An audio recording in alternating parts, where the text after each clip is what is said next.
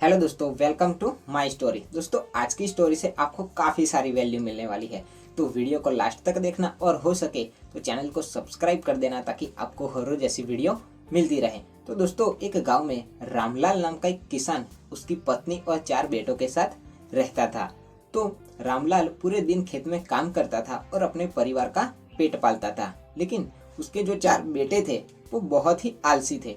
दिन भर इधर उधर घूमते रहते थे और कुछ काम नहीं करते थे। तो एक दिन रामलाल अपनी पत्नी से कहता है कि मैं जब तक जिंदा हूँ तब तक तो काम कर लूंगा, लेकिन मेरे मरने के बाद इन लड़कों का क्या होगा, क्योंकि ना ही उन्होंने काम किया है और ना ही कभी खेत में गए हैं। तो उसकी पत्नी उसको समझाती कि कोई बात नहीं, धीरे धीरे ये काम करने लगेंगे। लेकिन काफी समय बीत गया, वो कुछ काम नहीं कर रहे थे। एक दिन रामलाल बीमार पड़ गया और काफी लंबे समय तक बीमार रहा। तो एक दिन रामलाल ने अपनी पत्नी से कहा कि उन 4 बेटों को बुला कर लाए। तो उसकी पत्नी 4 बेटों को बुला कर लेकर आई। अब रामलाल ने उसे समझाते हुए कहा कि देखो बेटो, मैं अब ज्यादा दिनों तक जिंदा नहीं रहूंगा, क्योंकि रामलाल को चिंता थी कि उसके मरने के बाद इनके बेटों का क्या होगा। अब वो कहता है कि मैंने पूरे जीवन जितना भी कमाया है वो सारा खजाना खेत के नीचे दबा कर रखा है।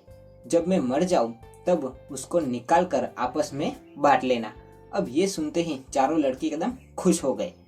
अब कुछ दिनों के बाद रामलाल की मृत्यु हो गई और रामलाल की मृत्यु के बाद वो 4 लड़के खेत में खजाना निकालने के लिए गए। सुबह से शाम तक वो खजाना निकालने के लिए खेत खोदते रहे, लेकिन उन्हें कोई खजाना नहीं मिला। अब शाम को वो घर आए और अपनी माँ से पूछने लगे कि माँ, पिताजी झूठ बोल रहे थे, क्योंकि हमें तो खेत में से कोई खजाना नहीं मिला है। तो उसकी माँ कहती है कि बेटो, तुम्हारे पिताजी ने पूरे जीवन ये घर और एक खेत ही कमाया हुआ है।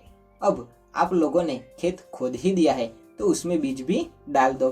तो 4 लड़कों ने बीज बो दिया और अपनी माँ के कहे अनुसार उसमें खाद और पानी देते गए। कुछ समय बाद फसल एकदम कंप्लीट हो गई, तो उसको निकाल कर उन्होंने बाजार में बेच दिया और इससे अच्छा मुनाफा कमाया। अब वो लेकर अपनी माँ के पास आते हैं।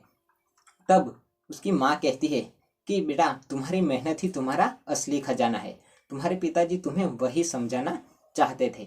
तो दोस्तों, इस कहानी का मोरल यही है कि हमें आलस्य को त्याग कर मेहनत करनी चाहिए, क्योंकि मेहनत ही हमारा असली खजाना है। तो दोस्तों, आपको इस स्टोरी से थोड़ी सी भी वैल्यू मिली हो तो वीडियो को लाइक और चैनल को सब्सक्राइब कर देना, और हाँ, फेसबुक और इंस्टा पर देख रहे हो तो फॉलो कर लेना। मिलते हैं नेक्स्ट कहानी में। Till the time, take care.